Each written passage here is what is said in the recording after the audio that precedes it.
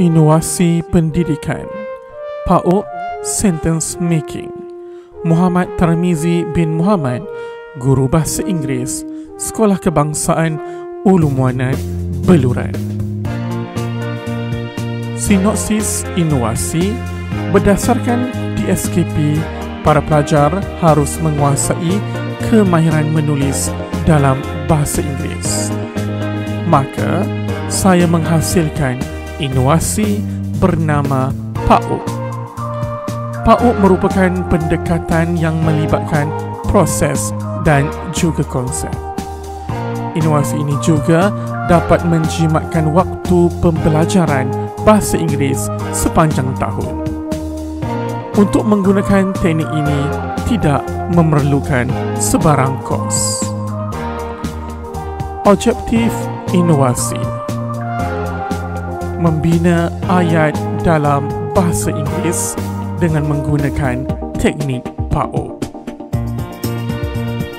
Kumpulan sasaran inovasi adalah murid tahun 3, murid tahun 4, murid tahun 5 dan juga murid tahun 6. Latar belakang inovasi: setelah membuat pemerhatian di dalam kelas, pelajar sukar membina ayat dalam bahasa Inggeris. Ini seterusnya memberi kesan kepada karangan mereka. Maka saya melakukan perbincangan ilmiah bersama rakan-rakan guru dan juga ketua panitia. Selepas beberapa ketika saya memproses dan menghadam permasalahan ini, maka saya hasilkan PAUD. Isu atau masalah yang ditangani oleh inovasi. Yang pertama adalah kelemahan pelajar dalam vocabulary. Kedua, dapat mengurangkan kelemahan dalam penguasaan grammar. Dan yang ketiga, dapat menjadikan ayat pelajar meaningful sentence. Huraian inovasi. Bahan inovasi adalah melalui YouTube di channel Semizi. Cara inovasi digunakan adalah dengan menggunakan people, action, object dan juga place ketika membina ayat. Kos yang digunakan untuk inovasi ini adalah SIFAR kerana ia bersifat proses dan juga konsep. Inovasi ini disebarluas. Seorang guru di Kudat dibimbing oleh saya untuk mengaplikasi teknik ini di sekolahnya. Manakala melalui channel YouTube sebanyak 75,400 tontonan dan juga 3,700 jam tontonan serta 2,700 orang melanggan channel YouTube Semizi. Nilai tambah inovasi ini: inovasi saya telah memenangi anugerah khas juri Cikgu Tube sempena Hari Guru peringkat Negeri Sabah bagi tahun 2021. Ini merupakan hasil pelajar ketika PDPR. Saksikan.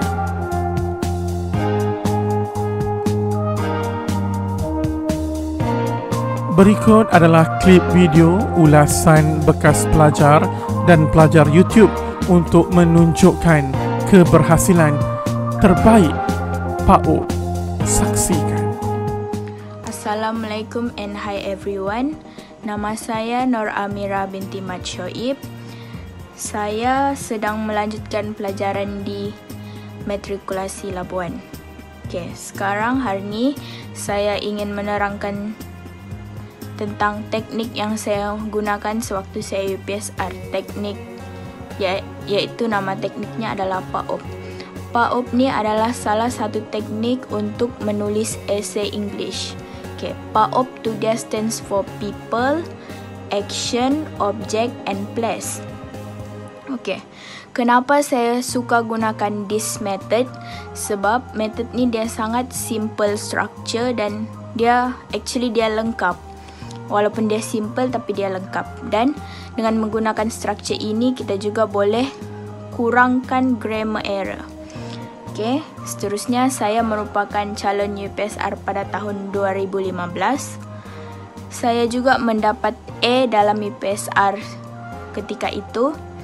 Seterusnya, saya last word daripada saya ingin berbanyak-banyak terima kasih sebab this method is really help me a lot. Okay, dalam sampai saya sekarang pun saya still gunakan this simple method untuk kurangkan grammar error. Itu dari saya. Assalamualaikum. Hi everyone, my name is Eliezer Roni and I'm currently studying at Kaya Campus Teacher Education Institution. When I was in elementary school, I learned PAOP PAOP technique. It is a perfect technique when it's come to make sentences.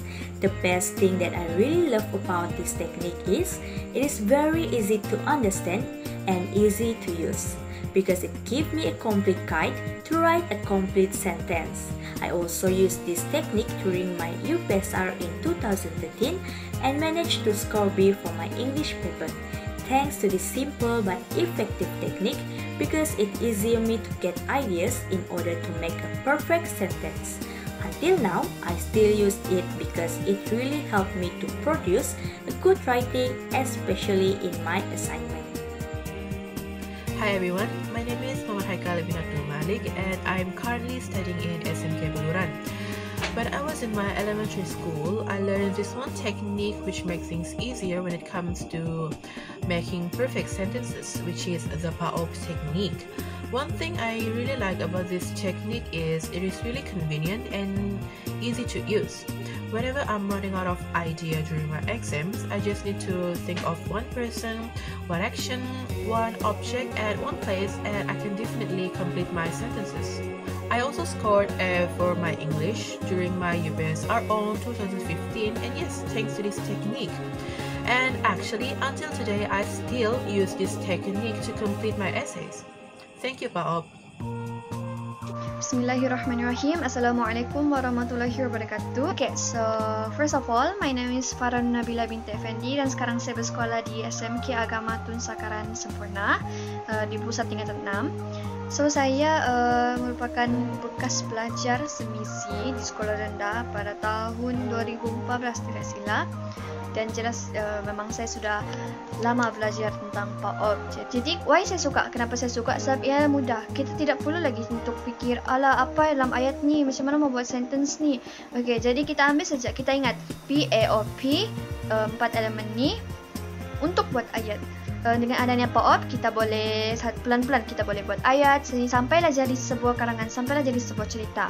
So saya belajar teknik PAOP ni dari sekolah rendah sampailah sekarang saya masih guna tu. By the way, saya dapat A UPSR tahun 2014 subjek PI and all thanks to Semizi sebab memang teknik PAOP ni berkesan lah. Assalamualaikum. Hi, my name is Aisyah Amani binti Syamri. I'm studying at Serai Datuk Mufti Yusuf Sahabuddin, Section 7 Shah Alam. I like PAOP technique at Semizi YouTube channel.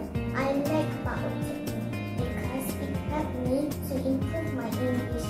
Before this, I got C in English, but now I got B in exam. Alhamdulillah. Thank you Semizi. Thank you PAOP technique. Hi, my name is Nur Izzah Nadira binti Wan Abdul Ghani. I'm study at Sekolah Rendah Imtiaz. I learn PAOP technique at Semizi YouTube channel. Before this, I failed in English, but now I've got B in exam. Alhamdulillah. Thank you Semizi. Thank you PAOP technique.